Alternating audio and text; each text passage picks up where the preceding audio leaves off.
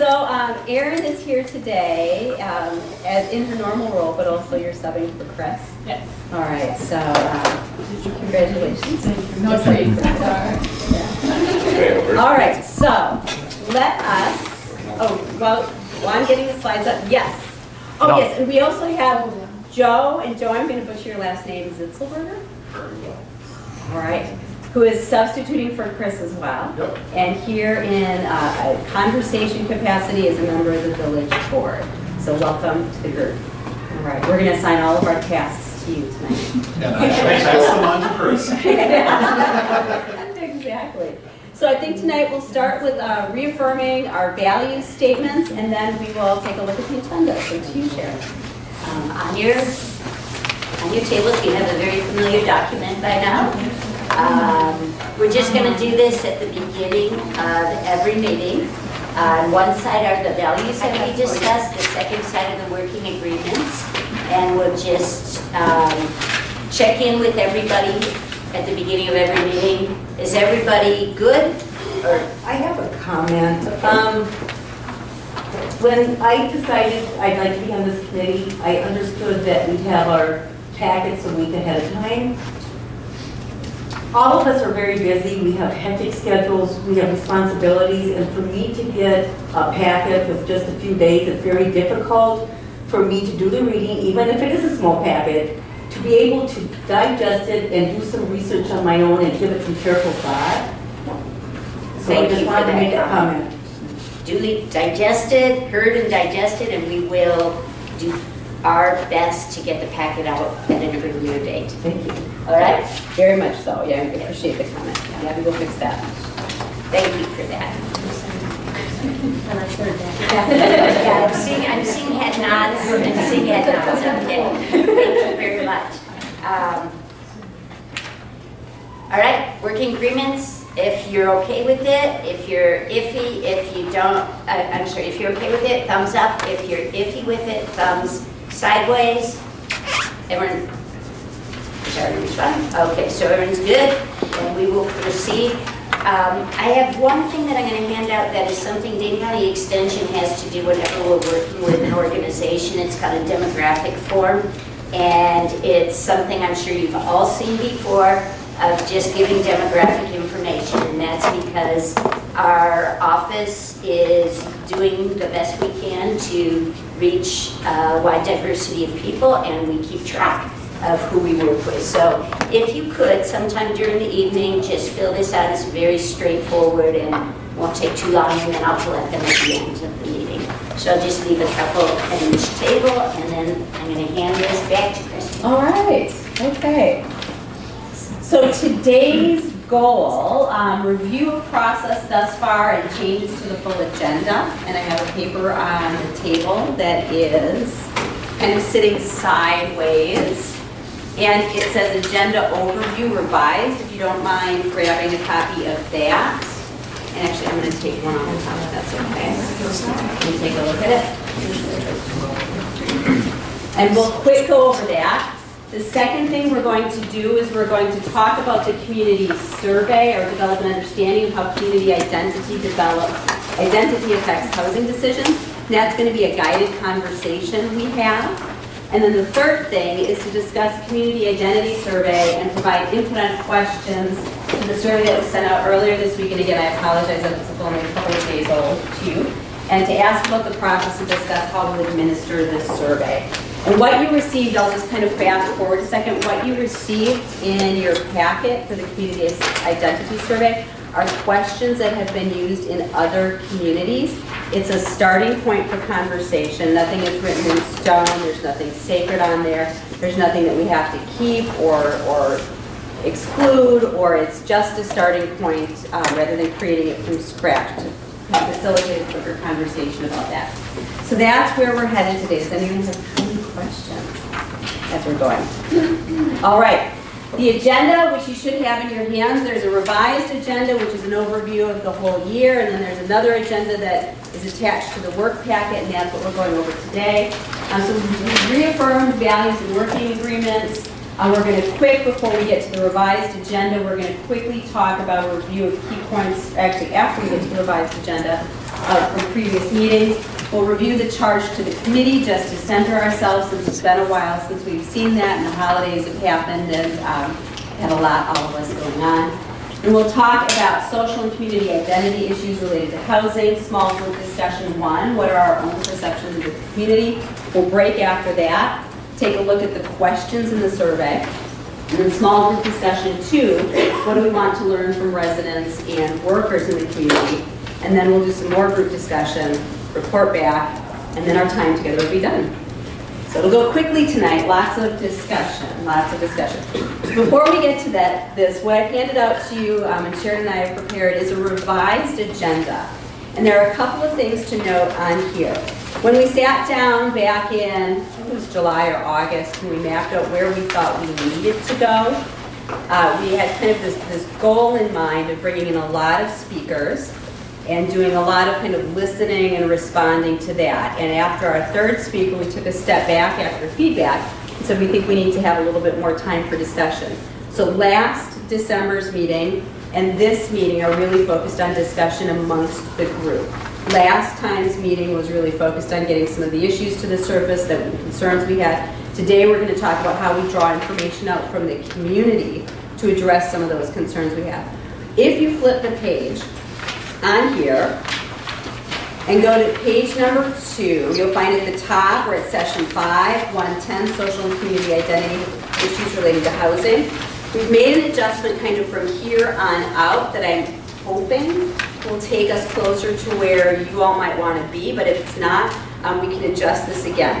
So next session, we plan on discussing one of the issues that we've kind of heard of time and again brought up in conversation is, depending on what we recommend, how are we going to finance it? How are we going to structure policy around it?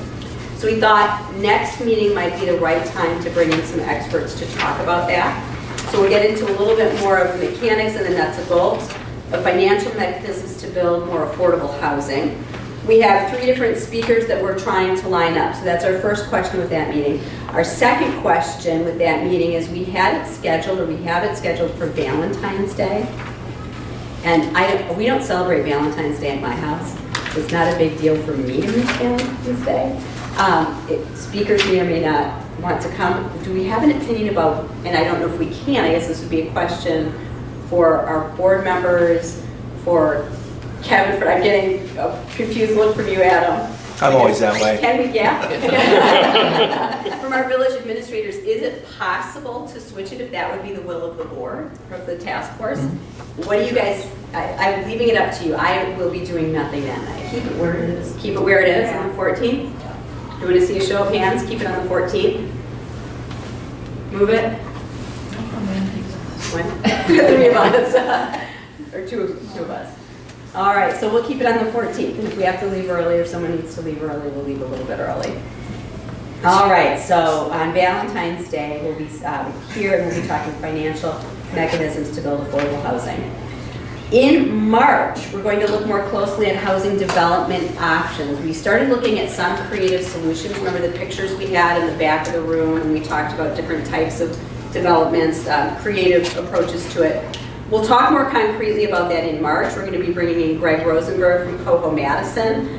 He's the project manager and the principal for Rosenberg Associates, and we may bring in 1 or 2 other people in that meeting. Ann Reynolds, the former director of the Center for Cooperatives at UW-Madison. And did she confirm? Yep, Sharon, so we've got her on and so, right? She confirmed that she can come. We're still tentative on the date. On the date, Greg is okay. confirmed. So if not that date, then another date, we'll hear from her. Then in April, which is going to be really right around the corner, Todd Johnson from UW Extension's Land Use and Planning Development Specialist, and he, along with me, co-runs the Community Vitality and Placemaking team, is going to come out and he's going to draw some pictures and lead us through some exercises that involve visioning of the recommendations that you might be making. When we head into May, we will, between April and May, have a report written based on what we've done, and you'll start to see chunks of that come out over the next probably month or 2. In May, we'll have that report ready for some community engagement sessions, so we'll have some recommendations that we'll be looking at baking. We'll do some community engagement with that. possibly refine that before session 10 in June, where we draft our final recommendations and then present the board to the village board. Does anyone have any suggestions for the good of the cause? Anything that's not on here that you'd like to see, or anything that you'd like to see less of or more of? It may be on here, I'm just not remembering, but we did have a speaker lined up a few months ago that was not able to make it, but speaker of the phone. On demographics? Yeah. Yeah, we've hesitated to reschedule him. It feels almost like we're beyond that, but I can have him come out and talk about the demographic changes. Would you guys like that? I would like to, I guess, hear Okay. Great, that's what we'll do. Perspective and ours. He will expand on what Matt Keuris brought to us back in November. Matt subbed in for Dan when Dan wasn't able to make it. So he'll expand on that and then we can bring him up. I'll try to bring him on as soon as possible then. Yeah. Other suggestions for kids? I just have a concern in session 6. We're not experts in financing large projects. Yeah. Changes. Are we going to be able to have that discussion with us Yes. as amateurs in that area? Yeah. So we're all going to become experts by then. We've got a heavy reading list between now and February. Okay. So we're looking at bringing out 2 folks from Middleton and 1 person from UB-Madison, all experts and people that have worked in this space and made affordable housing happen in their communities. And then I've asked 1 member of the task force who's been somewhat involved in this, and there's another couple that I'm going to tap from the task force in the community that have had some experience in this. And before I have everyone confirmed, I don't want to pin people publicly to it. So those names will come out in the next week. I wanted to get that 14th versus 21st date down before I ask people. Yeah. So your role in that discussion is going to be to ask the questions and to be the everyday citizen that needs to know this information. Yeah. Other questions, suggestions for the good of the cause? All right, seeing none, should we move on to review quickly where we've been? So every time we meet, we try to go over where we've been before. So these slides will look familiar. We just add to them at every meeting we have. We originally started out in our first couple sessions talking about the geography of opportunity and that housing unit diversity fundamentally shapes the demographic structure of a community and also geographically structures opportunities for households within that larger area. So it's a term that we introduced that was from Kurt Paulson, actually, in Madison, that he and several others have coined. Our first 2 sessions, we talked about the fact that amenities are crucial to a vital community and the implications of that. And that second, we as a group affirmed that amenities and equal access to amenities are a matter of equity and they shouldn't be restricted to those who afford it. And we talked about the importance of considering walkability, access to trails, schools, libraries, food, transportation, and when planning for affordable housing. Our next session, which Dan from the population that was supposed to come in and Matt swung in instead, we looked at some of our trends with regards to commuting. And 59% of those, one of our key takeaways was 59% of those commuting in Waunakee make less than $3,333 a month. We talked about the fact that Dade County is going to add 69,000 additional households by 2050. The average household size will be 2.2 people. So the number of households will increase, but the number of people in those households is going to decrease slightly from what it is now. That's a combination of a baby boomer population moving into their retirement years, Gen X not having as many children per household, and the delay of the onset of parenting for the millennials. So we expect fewer children later in life for our millennials. And so those 3 things are kind of combining. The number of people in their prime working age, 25 to 59, will not actually substantially change in that next time period, but they'll make up a smaller overall proportion of the population. So there may be 2 million in Wisconsin right now that are 25 to 29. That's not going to change, but they'll just be a smaller percentage because the rest of the population in the state will grow and change. We talked about the missing middle and that Waunakee's median income, when we look at all the different ways that we can slice and dice the data, is higher than that in Dade County. And when we identified the missing middle, we said it was really those folks that earn $52,000 to $78,000 per year. That was 80% of median income to 120% of median income. We take that median income and we add 20% below, 20% above. That's the number we get. And we identified our lower middle income group as 34,000 to 51,000. So those are two of the prime audiences that we're really talking about for affording housing in our community. All right. I feel like we could take a quiz now after all these numbers. Yeah. I always feel every time I go over that, like, okay, well, I'm ready to take a quiz. So our charge, we were given at the beginning of the academic year, if we're thinking of September through June when we're meeting, is the Village of Waunakee seeking to evaluate the existing housing mix by understanding the community, economic, and social needs.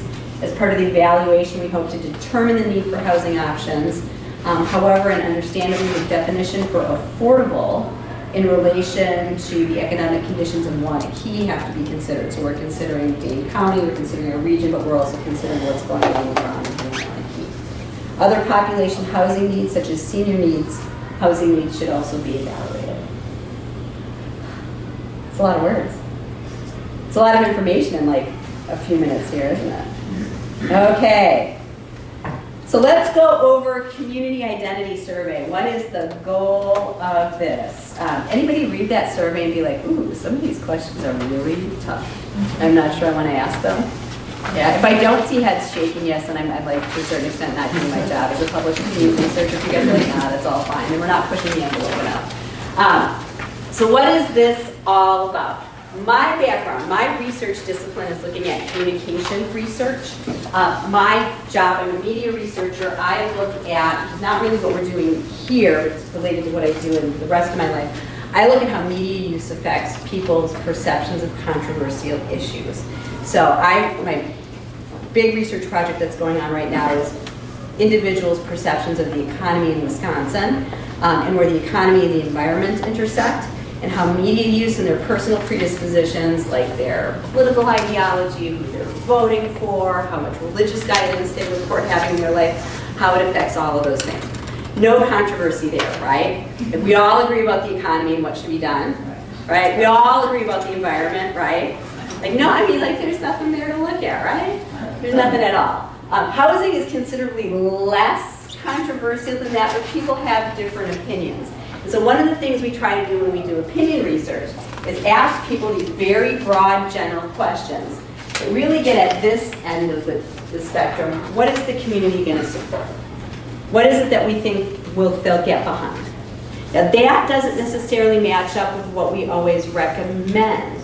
We are a democracy on the one hand, but on the other hand, sometimes people have to propose and have to talk about difficult decisions that might not be initially issues or items or ideas that a community can all get behind easily.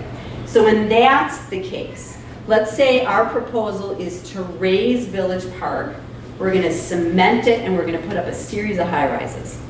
Right? Let's say that's what we're going to do, right? Never do. Would we do that? I don't know. You guys might do that. You guys might decide that's the way to do it, right? Probably going to get some pushback from that. So we want to know, where are the sore points? Where are the sticking points? When people are making their opinions, their minds up about that, what predispositions, what ideas, what views of the world are they falling back on to make those decisions?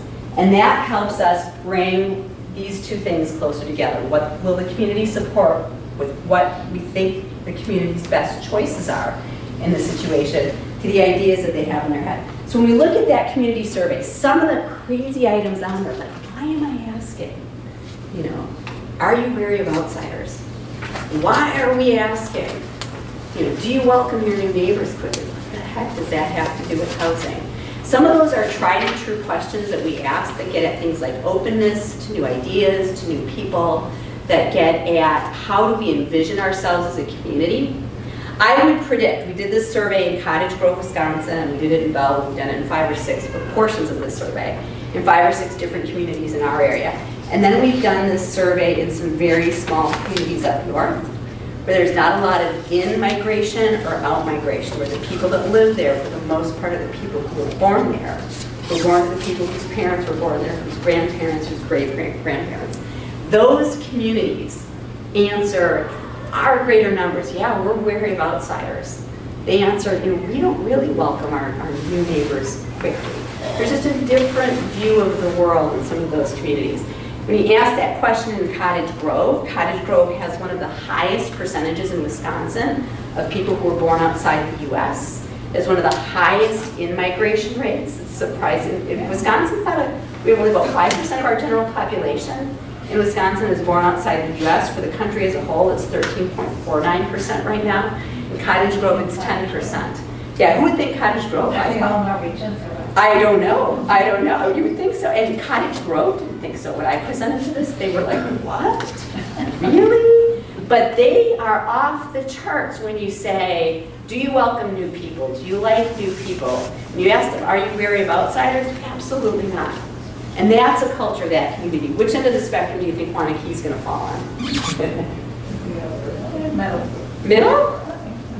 Middle? How many people do you think live in Waunakee that were born here? I'm single. How many people? Yeah.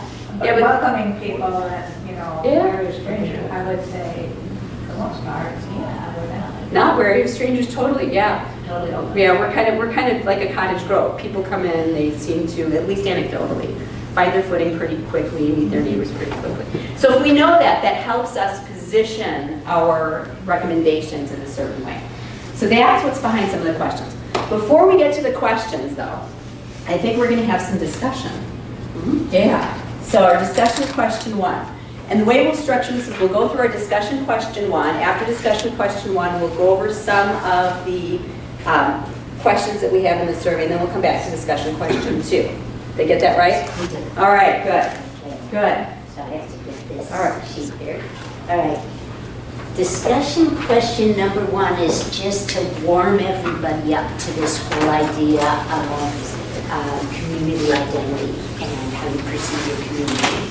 So we're going to demonstrate what's going to happen here. It's going to be a little bit different than the small group discussions that we've done. I'm going to put 3 chairs out here. This is going to be in groups of 3, and it's an interview. Okay, so I'm going to be the interviewee. Kristen, would you like to have a seat? Kristen's going to be no, I'm the interviewer. Kristen's the interviewee. And, what's your name? Jeff, I don't know. Floss? It's Floss. Yes, Joe. Joe is going to, Jeff is going, may I ask you to volunteer for a very easy job? Okay, Jeff is going to be the recorder, and he's just going to pretend. You don't really have to record, but I want the 3 people to be sitting here. And I'm just going to ask Kristen a few questions about the community. We decided that rather than her talking about Waunakee, she would talk about her hometown, Sauk Prairie. So, Yes. There's a lot of us around. I'm not quite clear if Waunakee usually beats Sauk Prairie or, okay. Yes. I love how you said Sauk Prairie instead of Sauk City or Prairie Sac. I'm from Prairie to Sac. Okay, better said. So this is just to get people talking about your perceptions of the community. So, Good to see you today. good to see you. Love to hear a little bit about your hometown, about Prairie du Sac. So, just tell me immediately, like, what comes to your head? What visions, what image comes to your head when you think of Prairie du Sac? When I think of Prairie du Sac, I think of a community that's one half of a larger community. There's Sauk City and there's Prairie du Sac. The 2 communities function as one on a social level, but from a government and administrative standpoint, they're very much separated. And not that I'm blaming Sauk City, but Sauk City did push a referendum in the 1980s to keep them that way, because they like their claim on being the oldest village in Wisconsin. Tell me a little bit about the people that are there and how you feel when you're in that community. When I grew up there, almost everybody that lived in town was from town. There were 4 or 5 farming families that had settled the area in the mid-1800s. Many of them had the original land claims to the area and continued farming there. Most of those families, even today, I grew up there in the 80s, even today still hold their original farms, and their children, who are now in their 30s and 40s, continue to farm those. So from some perspectives, that community was very tight-knit and very close. I'm from Sauk, my parents are from Sauk County originally, but from Spring Green, which is down the road. So moving there in middle school was actually very difficult to break into these very well-established families that were a combination of friends and family. And there was often large groups of cousins in the class that anyone was in. So it was somewhat of a closed community back in the 80s. I think that's changed somewhat. And would you say that there's a diverse economic base and housing base there? No, everyone works in one of two places, either in Madison, primarily the parents that came to Madison, if they weren't in a professional capacity, and back in the 80s there were very few parents, relatively speaking, that had white-collar jobs in the community. So if they did, they commuted to Madison or they worked at the hospital. Everybody else, for the most part, was from a blue-collar family or a family rooted in agriculture. So not a diverse economic base. Not a diverse racial base either there. Everybody was primarily white, still say that, but also German and from a particular area of Germany. The original families had like settled that area and brought their friends. And it's very, very little diversity in any sense. Now let's just say that you still lived there. Yes. And that you wanted to live the rest of your life there. What vision comes to your head of the preferred future for your community? I would say that even now it needs to have a wider economic base. The hospital is the primary employer, and that's in second place to actually say probably the school district and the hospital are the primary employers there. It relies heavily on commuting, and commute distances for people in town are getting longer and longer as they search for better jobs. So that's kind of a sore point. The housing issue that they are, and it's one of the chief issues that they're dealing with now, the housing issue they face is a complete lack of housing. There is very little available for rental. There is very little turnover of homes in town, so they're not able to regenerate their population. That way. Yeah. Okay, so then let's take that last piece about the housing. And there's a desire to have a wider economic base. Then how would housing development support the image of the preferred future that we have? That's a really tough question. That's a really tough question. So how would housing, so they like some of the questions we've been asking here, what types of housing, what initiatives in housing could support that preferred future? They're in desperate need right now of, and I'm talking with the Chamber of Commerce director about this, of multifamily housing, apartments and rentals in particular, and running into issues of people who want to live in town but can't afford, can't find a rental, can't afford a house if it's in town, if they can even find one that's coming up for sale. And so the younger families are then dispersing to, in the case of Sauk, it's Reedsburg and Spring Green. The jobs in Sauk aren't necessarily, don't pay that well, and they're far enough away from Madison that Madison is not an option for living. So that would be one of the ways that it could, a larger multifamily housing base. Sounds familiar. Yeah, very good. Thanks for the, I noticed the tangle in here. So, there's only 3 questions on the sheet that I'm going to hand out. And the rest of what I was asking were prompts of just, let's dig a little deeper. Let's dig a little deeper. When you ask the questions, you're going to be asking your interviewee about Waunakee. You're going to be asking, and you may be hearing some things that you've already heard, but this is an opportunity for each individual to speak from their own perspective, from their own heart, and to really talk about those issues. It's your community, it's your community identity that you're talking about, and the preferred future you see for your community. So I'm going to ask to find a group of 3. I've got pens if anyone needs them. For each person, we'll have like 5 minutes for each person. So you'll have 1 interviewer, 1 interviewee, and 1 recorder. And the recorder is just going to take key points. Like if you're the recorder, you're thinking, what are they telling me about their perception of the community? Is it welcoming? Is it open? Is it diverse? Do they want it to be this way? You just can't, in a room of 24 people, we'll have 24 different opinions, and it's just a way to get a sense of that and to warm up to the survey. All right, so we'll divide into groups of 3. You only need 1 page for each group. And then divide up the roles, and then when I say time, you switch roles. Just make sure everyone gets 1 of each role.